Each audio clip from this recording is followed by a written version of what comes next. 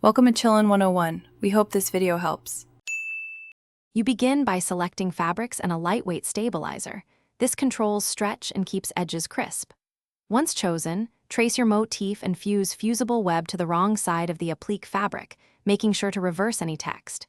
You then cut the shape, leaving 1/8 to 1/4 inch raw allowance. This gives you room to clip curves later. Make sure your work area is lit, your threads matched, and your iron settings are correct before moving to placement. Now position the applique on the background precisely where you want it. You can pin or use a tiny dot of water-soluble glue to prevent shifting. Once secured, start tacking with small whip stitches or a narrow straight stitch at about 1 to 2 millimeters. This secures the raw edge and prevents fraying.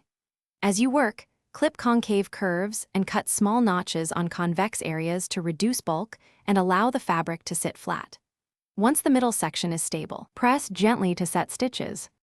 To finish, trim stray threads and secure thread tails with a tiny backstitch or knot on the wrong side so the front stays clean.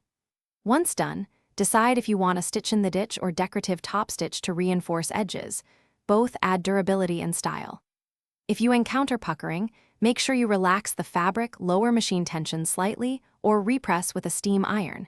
If needed, remove a few stitches, baste more generously, then restitch. This troubleshooting keeps your applique flat and long-lasting. Thanks for watching. Consider subscribing if we helped you.